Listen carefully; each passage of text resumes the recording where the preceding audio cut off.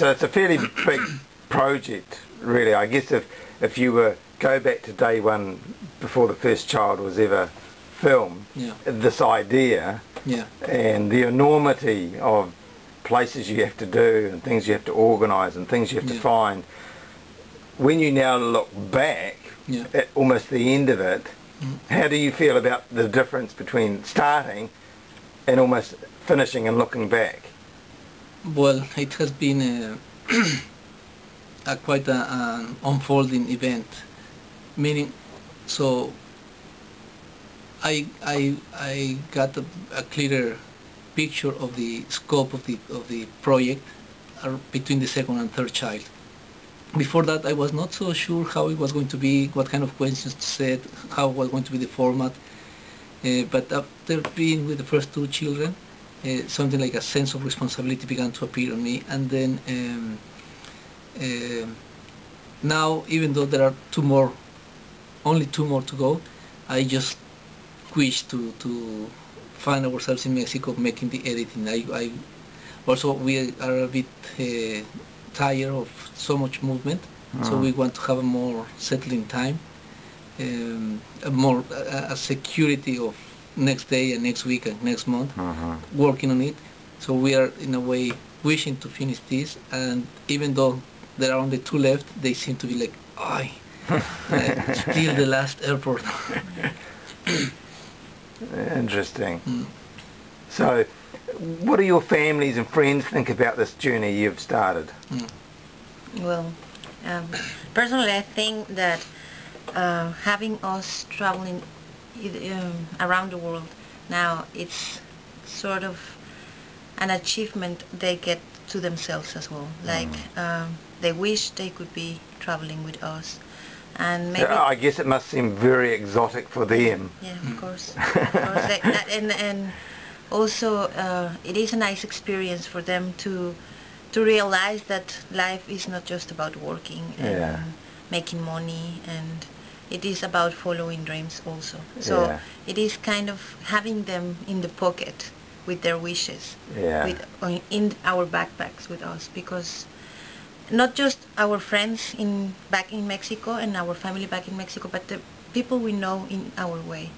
It's like every country we go and every people we meet is like putting magic in our backpack, because they wish with us the well-being of the project and our well-being as well.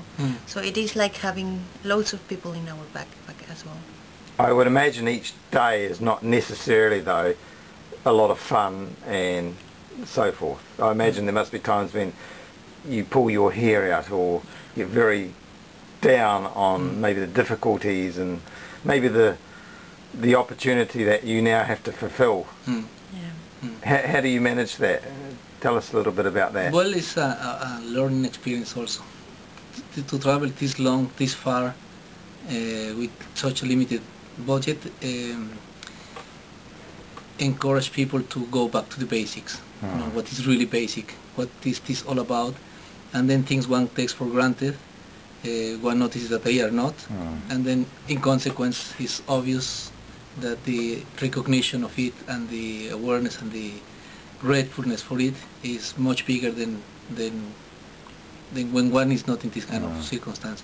So it's a learning experience. It's a nice way of also of sensing the values, you know, the social values, the moral values one is inheriting by putting some situations to the limit, you know, and then by solving all these situations one way or another, and noticing often that what is really important, you know, and also it gives a lot of time to think about and ponder about all those and philosophizing about all those issues. So as husband and wife, right, so how long have you now been travelling for together? We've been travelling together maybe 9 months. So Since we left Denmark. 9 months. So for 9 months you have not been able to get away from each other? No, that's all. Have you? It's been 24/7. Yeah. So for a lot of married couples, for a lot of them, they could never imagine that. Yeah. I mean, sometimes it might get difficult, but I think it is as any marriage, because from the very beginning of our relationship we decided that it was going to be a commitment of having to spend many of our time together. And it's been 24/7 since the very beginning also, not just in the trip. But I think what helps is that we communicate very well to each other, and that we enjoy each other's company very much, and the engagement we have to the project. So it's not been easy all the time, but it's been experience for our relationship. The founding of our relationship is, I can just not make a tantrum and just going away because the conditions won't allow it. You have to deal with the emotional energy. Yeah. The situation won't allow me to go and complain and just tantrum and blah blah blah. So you have to deal with the things you have to deal, because that's life like. So it's not been all the time a pink cloud. But it's been pretty rewarding in terms of our relationship as well. Yeah, to get to know so deep and profound the other one. You don't get surprises then, because you get to know pretty well. So you have found, in terms of the project, your natural interests and skills fall into sort of natural areas that start to complement each other. Yeah. It also that helps very much. That what I do, I enjoy very much what he's doing. Also seeing him working, and I think we complement each other in the perspective we professionally have of the project and of life. So Juan Carlos, as a man, are you always having to be right and making the decisions? No. I don't think we are living in a relationship where might makes right. No, I think reason makes right, and even that sometimes feelings also make right. So we don't have a clear combination of what makes right. So it must be a good relief for you. You have someone else who can make the decision when you don't want to have to make it. Yes. So where can people find out more information about your project and maybe support you? So you've got a blog site. Yeah. Okay, so we can put that on the end of this video. Yeah. So how else can they find out about what you're doing and follow and interest and understand the project more? So basically by entering this blog, 12transitionage.blogspot.com, and then there is a story from the beginning how we got together and decided to make this project.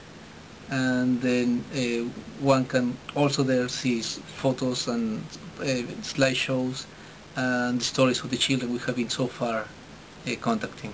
And the contact with people will be evolving. As we can see, many ideas are coming, and we're catching up with the internet skills and tools that the internet offer us. So the main way now is a blog, but we will be developing.